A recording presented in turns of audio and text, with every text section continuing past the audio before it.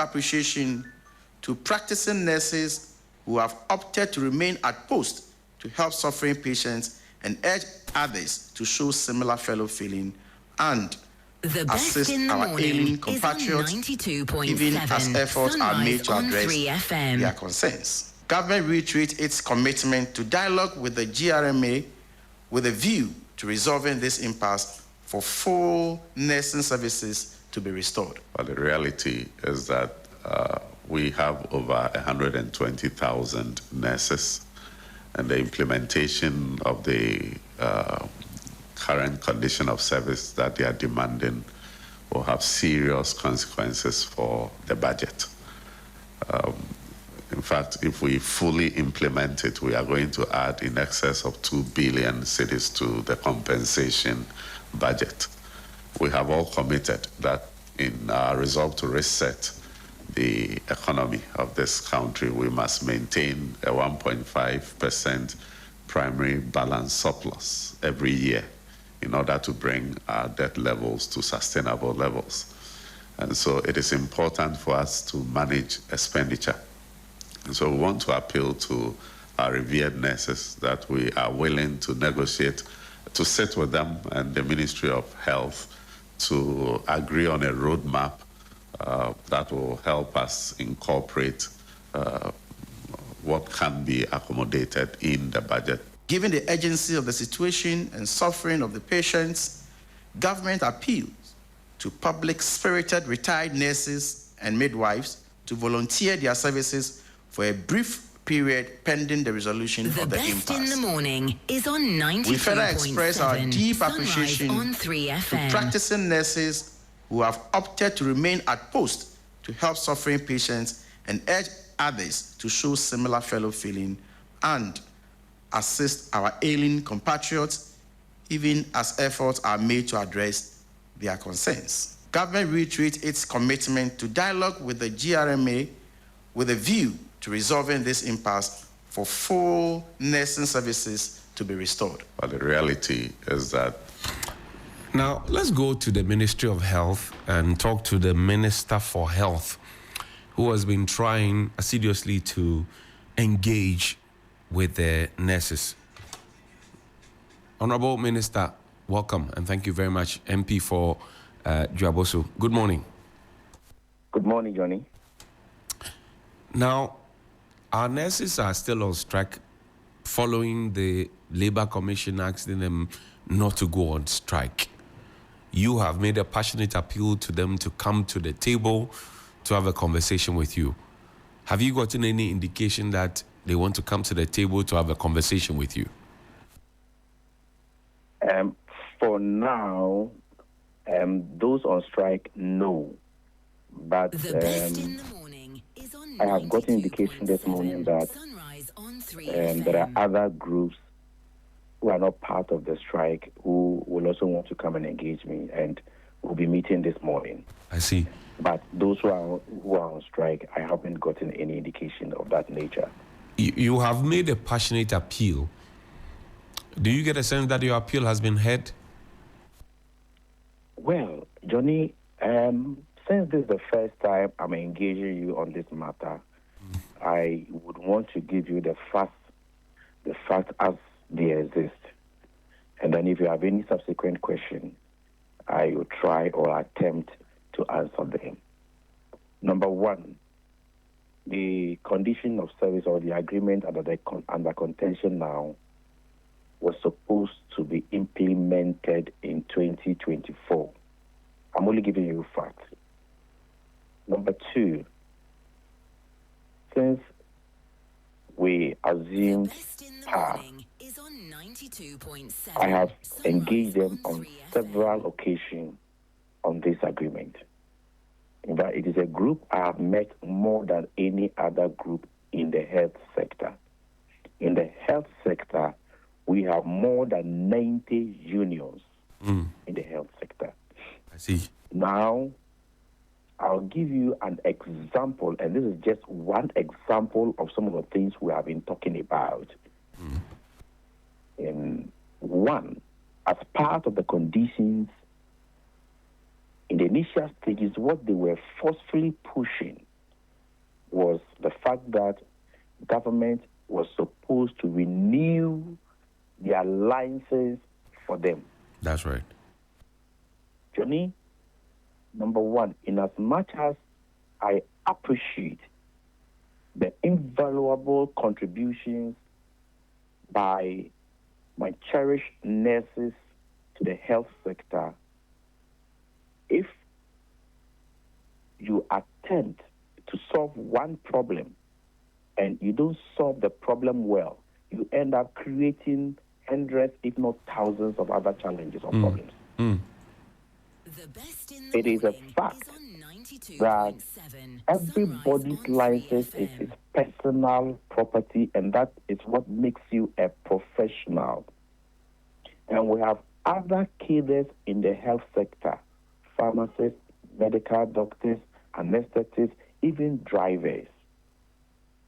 And since you are all working in the same environment and you are not careful and you agree to pay certain entitlements, you open yourself up and the others will come with the same demand. And therefore, we have to treat it carefully and cautiously. So what it tells you is that Right. not everything that is in the agreement is implementable. That's a fact. But government is also committed in making sure that our nurses also get good conditions of service. That's also a fact. And so what we have done is that, look, let us sit around the table. Let's go through. We have inherited it. But at least if we are coming to implement it, we must understand it. For example, if, Johnny, you ask me in the conditions of service that there's something we call height and depth allowance for a nurse, the minister must understand it and know why we are paying. Is that not so? That's correct. That's correct. So let's meet around the table and have a discussion whilst I am also linking up with my colleague, the finance minister. In the scheme of things, once an agreement is signed, it is then pushed to the Minister of Finance for the implementation of that agreement. It moves from the health sector to a finance issue. And so you cannot do it alone. And we are working as a government. And therefore, you must have the indications from the public purse. Right. Now, we have a country to govern. We have lives to protect. We have people who must give good conditions of service. We must reconcile it well. Then the Minister for Finance says, look, Minister for Health, if I am supposed to implement this agreement as it exists now, it will throw off my budget for in excess of 2 billion for now. And you sit at cabinet, you know what we are going through and what we are managing at this point in time. Right. And so can we talk? Please, we have not said we are not going to listen to them or we are not going to implement the conditions of service. We have not said anyway. And yesterday, if you look at my engagement in it, consistently, I have made a point that we need to engage. And so you cannot, and Johnny, that law, that provision, that gives any worker in this country the right to go on demonstration. That law also says that we must obey rulings of court. Now, when this strike was declared, a roadmap was declared, to me, quickly, I called the leadership. I said, look, this route is not the best route. And therefore, let's call off the strike and then still continue to engage so we find lasting solution to the challenge. What did they say? Now, they proceeded with a strike. And then the Fair Wages and Salary Commission, the Ministry of Health, Ministry of Finance, and Labour Commission were all invited. At the time, I am so pained to announce to you that immediately the leadership declared the strike, they left the country. They were not available for engagement. So the first meeting, nobody represented them. Even when we insisted they should send representatives, they refused at the first meeting. Well, I am the mother ministry, so I should continue to engage them. So they declared that strike as illegal. Now, the High Court, the Labour Commission went to High Court to secure an injunction that, look, no, you can't do this, because at least you must give us 7 days notice. You didn't do that. And so go back. Johnny, if we are not supposed to respect the laws of our country and anybody and everybody wants to do what he or she likes, please, we have a country to govern. And so they defied that one too as well. Johnny, all that we are saying, I am the mother ministry. I'll be excited to get good conditions of service for medical doctors, for pharmacists, for anesthetists, for nurses. I'll be so excited. But we also have a country to govern. And so they should call off the strike. You see, Johnny, everybody is waiting and listening, and everybody is looking on how we are handling this issue. That's right. If today we say, oh, because you have gone on strike, there's a gun on the head of government, and so come, we have approved everything for you. Johnny, tomorrow, another group will also come up. Go on strike until you do same for them. They say we are also not coming. So you see, that is why I earlier on indicated that if you are not very careful in your attempt to solve one problem, you may end up creating more problems. So with the greatest deal of respect, I should be the happiest person if they get what they want. And, Johnny, let me tell every health worker that I am the best person to pursue their interests. And I'll continue to pursue their interests. And so, let's all come back to the hospital, the facilities. You cannot be engaging whilst you are on strike. It's not done. That is a position of the law. And we are governed by law. Somebody should tell me this is not correct. Please, somebody should do the right thing, irrespective of the consequences. Once it is right, let's stand by it. And so they should call off the strike. I am ready and prepared. I am engaging those who are not on strike even today, because they are not on strike. I'm engaging them today. At any moment from now, 10, I'm engaging them because they are not on strike. Please, with a greater deal of respect. Yesterday, for example, I engaged the press and there were a number of issues I laid out. Right. It is never my intention to say that because the nurses are on strike, we are permanently going to engage retired nurses. But as a minister, if they ask you, what are the measures you are putting in place to mitigate the effect? You must have an alternative. You must have an alternative. Right. So we publish some of them, and if you read well what I said pending the resolution of the matter, pending the resolution of this impasse. So I am willing and ready at any given time, even if today they call off the strike, we'll all meet, and I can assure you and promise you that I'll be the first person, the chief advocate, and I will pursue their interests. Once it is mutually accepted, underline that word. Once it is mutually accepted. Look, there are conditions of service that have been signed and it is not implementable. I'll give you an example. If you say, Johnny, that government must pay the 13th month salary. Right. 13th month salary, and that we are pushing this 13th month salary to the facilities. And the nurse works at Family Hardships Compound. And you say I should go and sign that agreement. Family Hardship Compound, where are they going to get the money to pay 13th month salary? Are we thinking through what we sign for our people? So you end up signing the thing, and you cannot look today. Any health professional will tell you that there are some conditions that are not implementable. So please, I mean so well, as a young guy, I've been given the opportunity to serve my country for a very long time. It is time for me to give my best to this country. I am not ready to disappoint this country. Any decision we take, and I am a party to it, Right. I'll offer my best advice and then put the country first.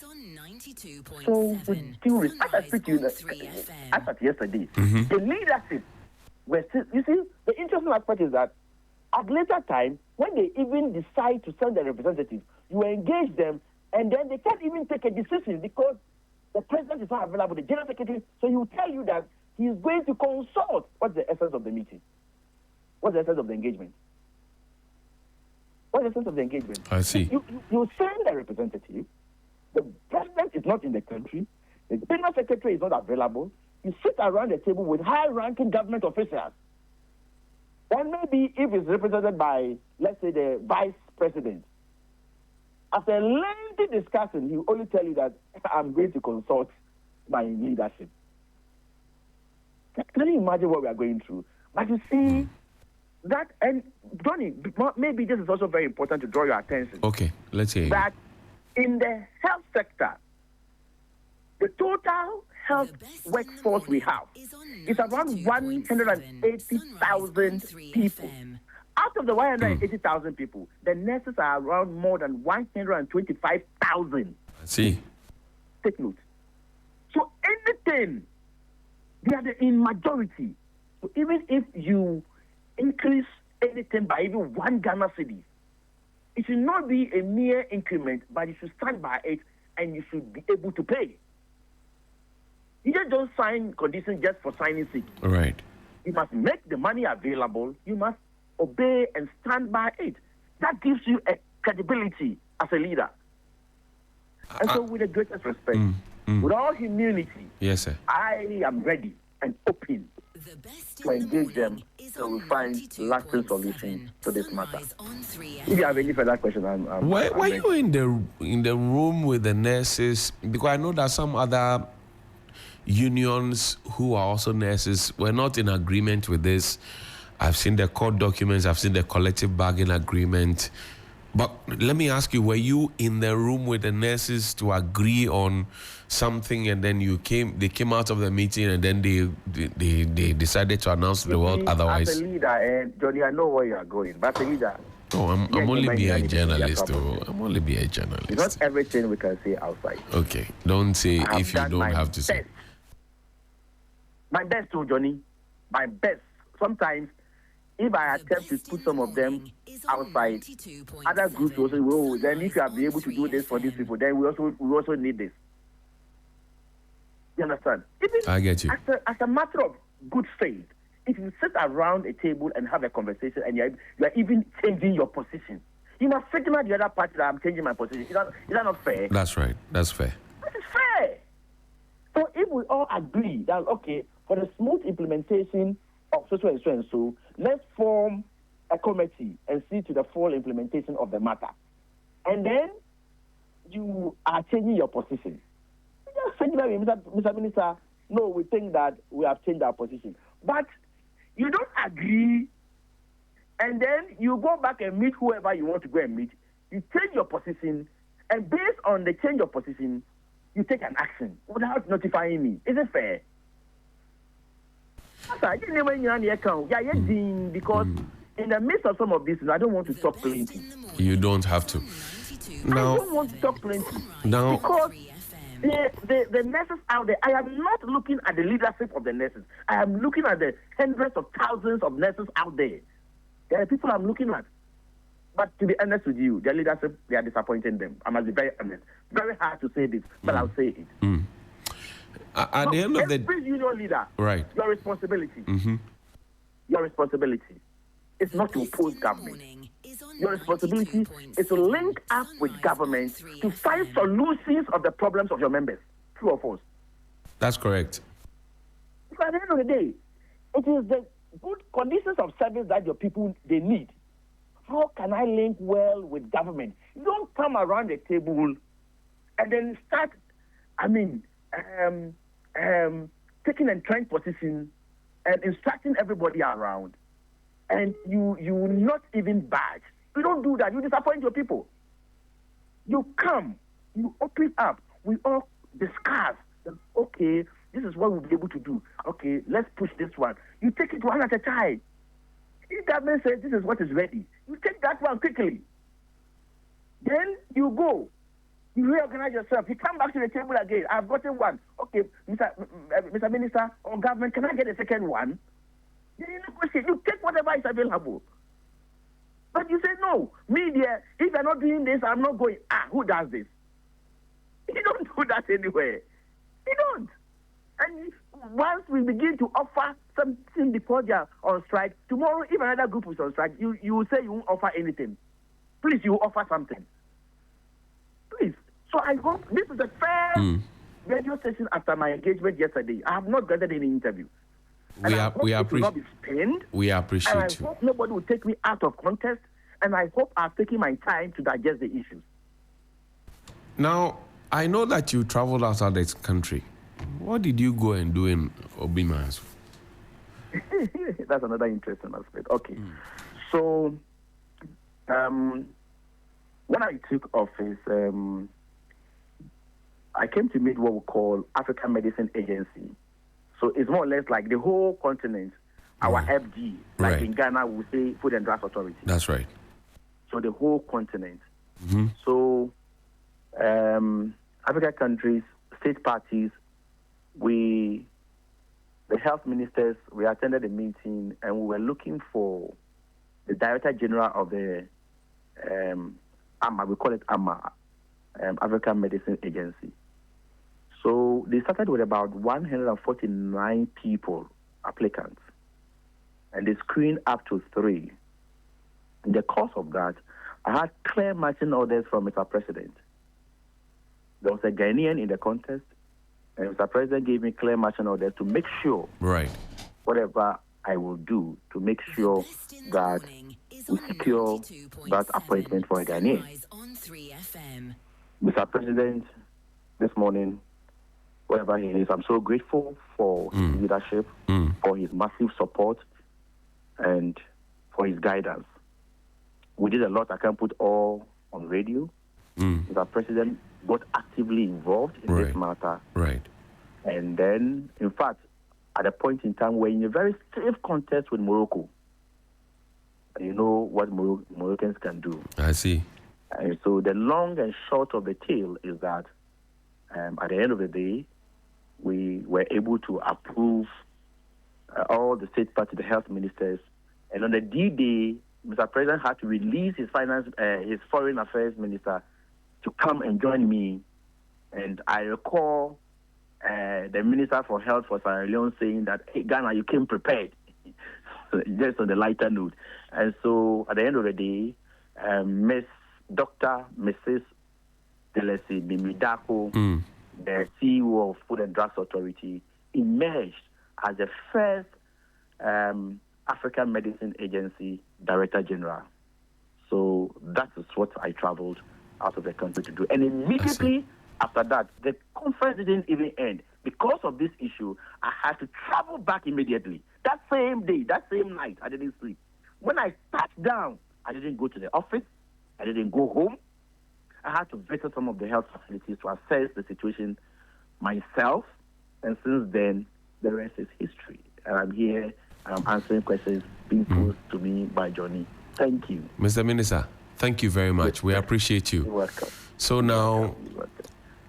I'm just learning that we have, more than 90 unions under you? Yes. How are you managing them? Tell me. Johnny, it's the health ministry is a very critical one, very sensitive one. And I can tell you that almost every day there's an emergency to deal with. Every day, on hourly basis. every day, whether it is cholera or it is meningitis or it is the e-health system or it is something, or it is family teaching hospital, or it is the nursing training institutions, or it is something, or it is ambulance. Every minute, it is not all that will come to the public, but it is something very, very critical. And so you need to devise a strategy to deal with all these matters. I'm enjoying it because, look, I love to work. And so, and we, from the chef's compound to construction of health facilities to engaging every sector. And so we take our time. You come in my office, for example, you take not less than every day. I do the memos and the letters more than 300 a day. So you must strategize. And don't forget I'm a member of parliament at the same time. You strategize. You see when you are meeting who. You see when you are going to the field. You see when you are meeting which unions and all that. But by the grace of God, it has not been bad. It's been very good, except that I don't have people like Johnny who will put some of these issues out there. So whatever I'm doing is restricted to my office. But I am enjoying it, and by the grace of God, it's not been bad. Can I briefly ask you? The challenges are there, right. But you see, as a country, the very moment we say we no more have any challenge, it means that the country will cease to exist. So that is why we are here.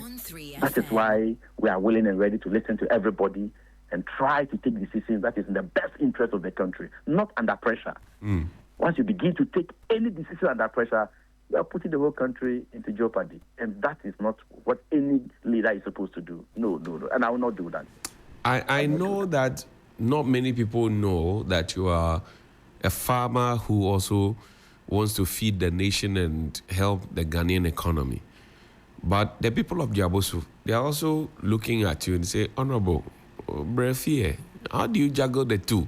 Minister for Health, MP for Djabosu, how do you put the two together? Tony, I remember, I think last week or so, my father came to my office. And he had to sit the whole day in my office and saw me only, I think, around 6 p.m. And I was saying sorry to him. And he said, no, I understand. If you give birth and you decide to give your son or your daughter to the nation, you must understand some of these consequences. And so the people of Djabosu, they appreciate me. They are very proud of me. And they understand because they know this is my fourth term in Parliament. I had never stayed in Accra more than a month without going to my constituency.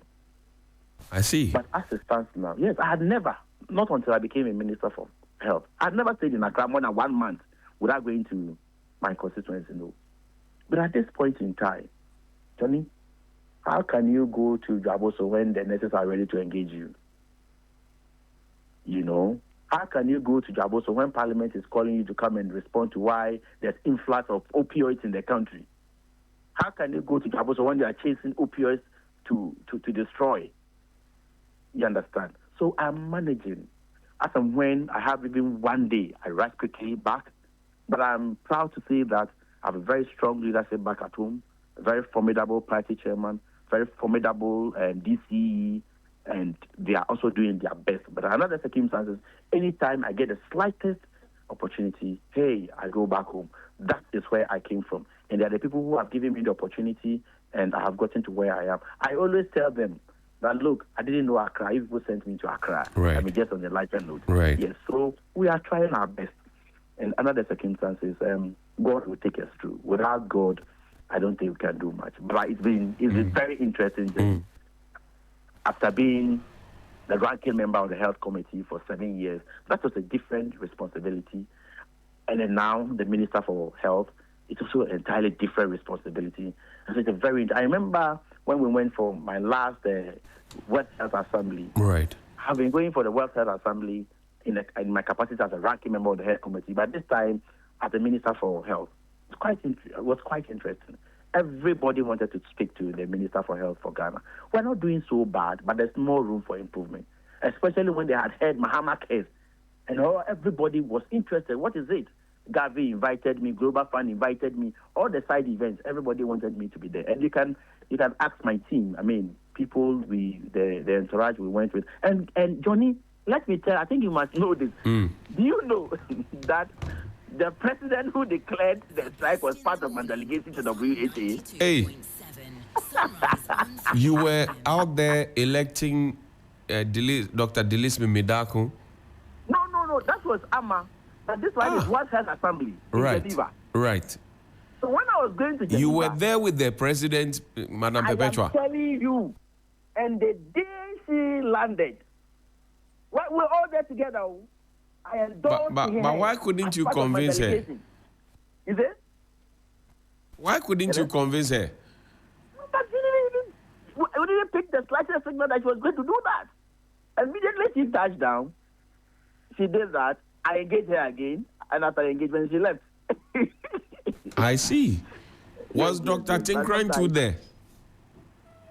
No, in WHA Tinkran was not there, but the ILO Tinkran was there. I see. I hear Tinkran was ILO still at Geneva. Now, some of these things, you have to take it cool. And that's why I sound relaxed and sometimes attempt to even laugh over it. Just to calm down. Yesterday, you looked very composed, and people are wondering, is this the minister under fire? So we have to take it. If you take decisions under pressure, you take the right decision.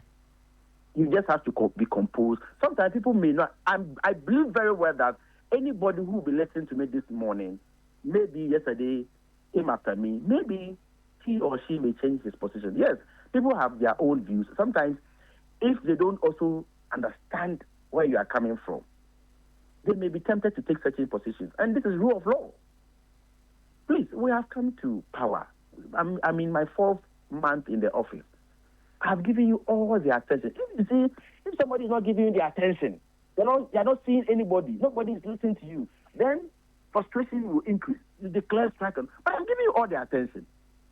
It's not been 1 year. It's not been 6 months. It's not been 7 months. It's still within a year. So you just give me that respect, that recognition that, Mr. Minister, okay, if the finance minister says they can implement it next year, then we are looking up to you. We are calling off the strike. Then I will take that one on. We sit down. Okay, this we can agree. This one we can agree. But this one we cannot agree. Then, Mr. Minister for Finance, please, in the next budget, let's try to capture. Look, when we came, I'll tell you this. We had a lot of arrears in the health sector. We had pharmacists who had done their housemanship and had not been paid, which was not part of this budget. Are you there? Hello? I'm listening to you, sir. I went to Finance Minister. Mr. Finance Minister, we had to pay these pharmacists who have finished their... He said, no problem, I will pay. We had rotational nurses who had not been paid. I went to him, discussed with him. He says, no problem, we will pay. We went to them with the housemanship of the medical doctors. He says, no problem, we will pay. I went to him with the medical doctors' vehicles they had imported without a waiver. That look, some of them had even gone to demurrage. We had to clear it for them. We had to waive it. We had to use the ministry's goods and services to do it. We did it. So when you go the next time, you say, Mr. Minister for Health, please wait a minute. This one, can we push it to next week, next budget? You say you don't understand. Massa, Aden. Massa, Aden. You say you don't understand. Massa, what I've told you, you know you won't understand. At least you must reason up. But they say the government is not being attentive to their issues. That's my final question. What do you say to that? The Minister for Health is available. Let me even tell you this. The woman even went as far to meet the Minister for Finance, and the Minister for Finance opened his gate, his door, for her to sit down and have a discussion. Who is not paying attention? We're paying attention. In fact, if they say we're not paying attention, Johnny, let them come to you and bring them to my office. I'm paying attention. I'm ready to listen. I'm not paying attention. The same nurses who are insulting me now, they should come to me. I'm saying that if they're saying that they should come to you, Johnny, right now and bring them to my office. Do you know that in 2018, 2020, 2022, I spoke about nurses, I spoke about their allowances, I advocated for them. They were happy that I was talking about the politician. Today, they are doing wrong. I'm talking about them. They say I'm the evil one. So I take it. Yes, that's how the world is. But I think that with all sincerity, with all humility, Right. number one, we have lives to protect. Number two, we think that whatever they deserve, we must also be fair to them to give them. Number three, we also have a government to run. If we run this government into the ditch, the consequences will come to everybody. Today, we are all happy, jubilating over the strength of the city. It is not by coincidence. It is by the dint of hard work. So we all have to control. When you go to your finance minister, and then he tells you something. Sometimes, you see, and Johnny, maybe you must know this too. As a health minister, from where I sit, when I go to government or even cabinet, Right. I must be able to defend my nurses. Right. There. When I come back to meet them, I must also be able to defend my government. You see my position, so I would never look good anywhere. I hope you understand where I'm coming. I'm getting you. I'm coming along. Yes, because when I go to cabinet or I go to government, I must be able to make sense out of what the people are demanding. So when I go and sit in front of Mr. President, and Mr. President asks me what is the meaning of height and death allowance, then I'm there, I can't explain. I should be able to defend it. And when I come and meet them and say, and the Minister for Finance says, we can't accommodate this year, I can't say that because it is the Minister of Finance, I'm setting blame on it. That's not leadership.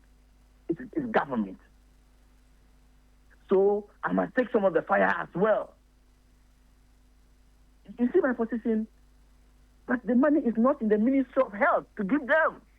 That is the truth. That is the truth.